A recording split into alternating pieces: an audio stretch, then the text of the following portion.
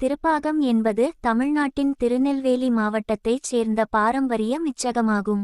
இது கடலை மாவு, முந்திரி தூள், சர்க்கரை, நெய், பால் ஆகியவற்றால் தயாரிக்கப்படுகிறது.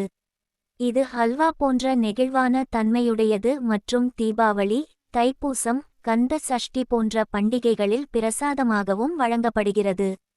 தேவையான பொருட்கள்: கடலை மாவு அரை கப், முந்திரி 1/4 கப், சர்க்கரை 3/4 கப், பால் அரை கப், நெய் அரை கப், சாஃப்ரன் 2 முதல் 3 வரை தூவங்கள், மஞ்சள் தூள் ஒரு சிட்டிகை நிறத்திற்காக. தயாரிக்கும் முறை: முந்திரிகளை வதக்கி குளிர வைத்து நன்கு தூளாக ஆக்கவும்.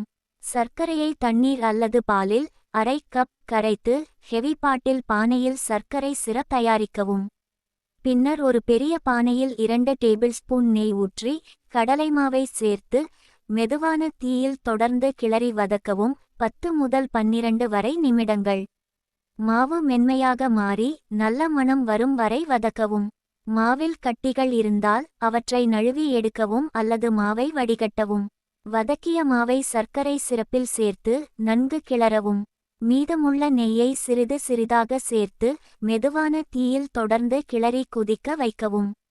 பின்னர் முந்திரி தூள், சப்ரான் நீர், மஞ்சள் தூள் சேர்த்து கிளறவும். மீதி நெய்யை சேர்த்து 2 நிமிடங்கள் மேலும் கிளறவும். இந்த கலவை ஹல்வா போன்ற தடித்த நிலைக்கு வரும்போது உடனடியாக தீயை அணைக்கவும்.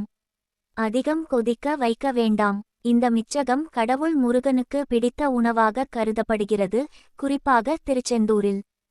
லைக் பண்ணுங்க, கமெண்ட் செய்யுங்க, மறக்காம இந்த சேனலை சப்ஸ்கிரைப் பண்ணுங்க. அடுத்து வரும் வீடியோவிலும் சந்திப்போம்.